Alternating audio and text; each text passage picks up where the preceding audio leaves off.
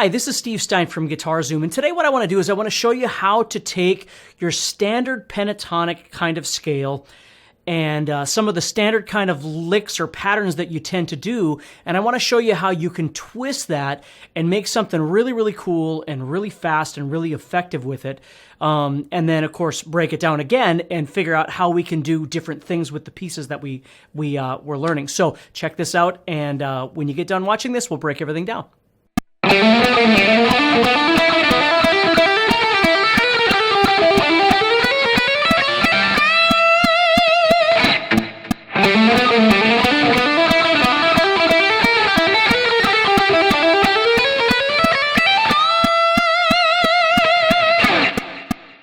Okay, so let's break this down and see how we can actually use this in our regular playing. Sometimes when you're jamming, it's nice to have something that is longer and more impressive to sort of throw into your solos at different places. And so what I want to do is just show you what I'm doing here in terms of the patterns and the scale and the notes and everything like that. So I'm in the key of E minor pentatonic, and I really am just playing pentatonic with a blues note, and I'm actually using what we often refer to as the sixth, or the blues, the major sixth, and we'll get to that in a second. So the first thing I want you to do is let's just break down the pattern itself and then start rebuilding it, talking about how to hammer and pull and pick and everything like that. So the first thing I want you to do is you should be able to visualize 3 pentatonic positions for this to be effective. Now, you don't need to know the pentatonic to be able to play this lick, obviously, but I want to break everything down in detail. So if you're not interested in learning about the scales, you can just fast forward a little bit and then we'll get to the lick. But basically, I'm playing E minor pentatonic and I'm using 3 positions. So the first position that most of us know, I'd start on the 12th fret and I'd play 12, 15, 12, 14 on the next string, 12, 14 on the next string, 12, 14 on the next string, 12, 15, 12, 15. Okay, so that's my first position of E minor pentatonic, and that's what I'm going to be using for most of this. Now, there are 2 notes that I'm going to be adding into this as well. The first one is what we call the blues note, or the blue note, and it exists right here. If I go 12, 15, 12, 13, 14, right there in the middle, that note right there gives you that bluesy sound. Okay, and there's a million ways of getting a bluesy sound, I suppose, but it's what we call the blues note. Now, the octave of that note, that 13 right there, is actually on the 3rd string on the 15th fret as well, and I'm going to be using that as well. So the scale now looks like this. And then we run out right there. So in order to visualize this, again, if you like your scales and you like some theory background things and stuff like that, this is the scale that I'm using. Okay? Now, we're also going to be adding in what we refer to as the 6th, the blues 6th or the major 6th. Again, if you don't know your theory, don't really worry about it, but let me show you what the note is. It's going to be on the 2nd string, and it's right there. Because normally pentatonic would be 12 and 15. I'm doing 12, 14, 15. And what's nice about that is it gives me those 2 sequential shapes right there, going 12, 14, 15. Sounds pretty bluesy, pretty cool in a rock setting. Okay, so it's using both the blues note and that 6th, that major 6th. Okay. So the other 2 shapes that we need to know, we're going to be using the 5th position of minor pentatonic and the 2nd position of minor pentatonic. So the 5th position attaches onto the front side of this, so I'm going to move this way. I'm going to go down, I'm going to play 10, 12, 10, 12, 9, 12, 9, 12, 10, 12, 10, 12. So it's a pretty easy shape to memorize, and again, if I was actually soloing with this, I'd want to know where the E's are and all of those sorts of things and use it in my soloing. We're going to be building these patterns out of these shapes. So you want to be able to visualize 10, 12, 10, 12, 9, 12, 9, 12, 10, 12, 10, 12. Visualize that shape. And in that shape, we're also going to add in a blues note, okay? Now, the blues note that we're going to be using in this shape is right there. It's the 11 on the 2nd string. Now, if you listen to that 11 and this 15 on the third string, it's the same note. I'm just playing the blues note in a different position, which ultimately winds up on a different string then. But it's the same notes. Okay, so I'm just adding in that one blues note into the fifth position. All right, then we're going to look at the second position, which is on that side of the first position. Okay, so now the second position goes 15, 17, 14, 17, 14, 17, 14, 16, and then 15, 17, 15, 17 again. Okay, so that's what we're going to be using. And in the second position, I'm not adding in any sixth or any blues notes or anything like that. I'm just playing the position. Now, I'm not playing the entire position of all three of these. I'm just borrowing some segments from it. So let's go ahead and get in there now and just start looking at the patterns that I'm using to create this lick. And here's what we have. The first pattern looks like this. We're going to go.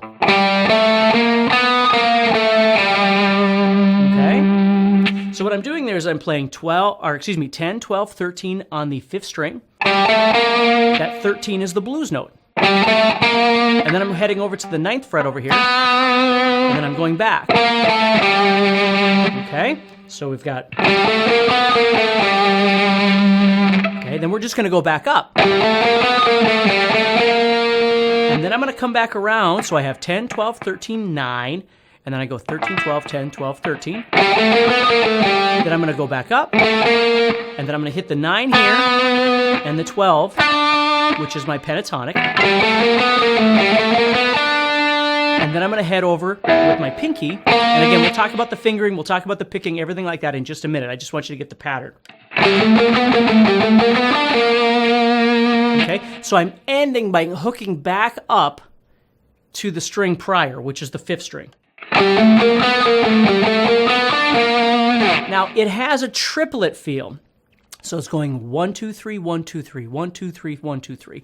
And you wouldn't have to play it with a triplet kind of rhythm, but understand that the pattern itself is built off groups of 3.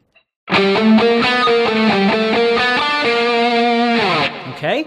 Then what we're going to do is exactly the same idea in terms of its rhythm and the pattern, but we're going to play it somewhere else on the guitar. We're going to go to the fourth string, and we're going to connect the fourth and third strings now doing the same idea, but we're playing 9th fret, 12th fret, and 14th fret. Now again, we're going to get to the fingers, get to the picking, all that kind of stuff. I just want you to see the pattern. So what you're going to notice is when I play that, I'm doing the same shape, the same picking, okay, the same exact idea, but the frets are just changing to accommodate the scale that I'm playing in. So I'm playing 9, 12, 14 on the fourth string, then I'm connecting up to the 9 on the third string, and then I'm just heading back and going 14, 12, 9, and then 12, 14. So I'm doing. So it's like this.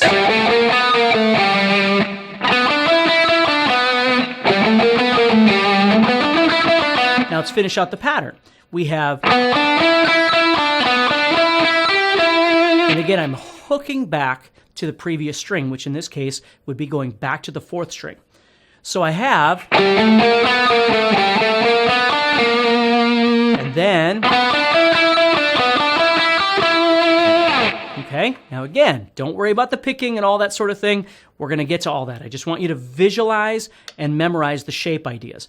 Now I'm going to do the same thing again, only this time again I'm going to accommodate the scale that I'm in. I'm going to go to the third and the second string. So I'm going to do the same patterned idea, but the frets are going to change to accommodate the scale that I'm using and the pattern that I'm using. So I'm going to go to the third string. I'm going to play 9, 12, 14, and then I'm going to go to 11 on the second string, which is going to give me that blues note. So I have. And then I'm going to go back around. So I'm going 11 and 12, and then I'm hooking back to the 14 on the third string. So same idea, just the shape's a little different. Simply to accommodate the scale that I'm playing in, okay? So I have these three.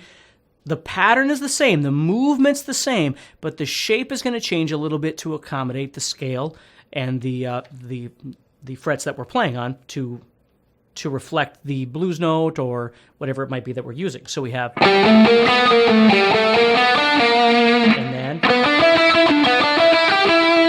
then,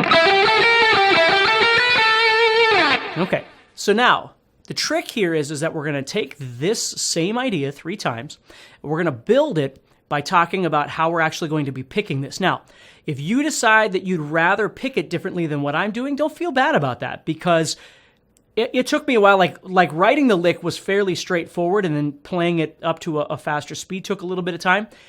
But to teach it to you, what I had to do was really break down how I'm actually picking it, because sometimes when I pick, I change the way I'm picking it. So I just did it 50,000 times and then just took the best ratio of how many times I did it the same way. And that's what I'm going to show you how I did it. So what we're going to do is we're going to start off, we're doing a lot of legato, which means we're going to be doing a lot of hammer-ons and a lot of pull-offs, okay? So the first thing I'm going to do is just pick this 10 on the 5th string. I pick that, and I'm going to do 2 hammer-ons. Okay, so I'm not picking all those. And then what I'm going to do is I'm going to go to the 9, and I'm going to pick that with a down.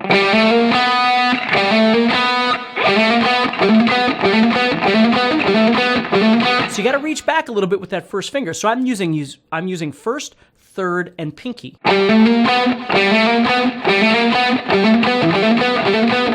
Now, if you want to use a little bit of palm muting to kind of clean things up a little bit by touching over here, you can do that too.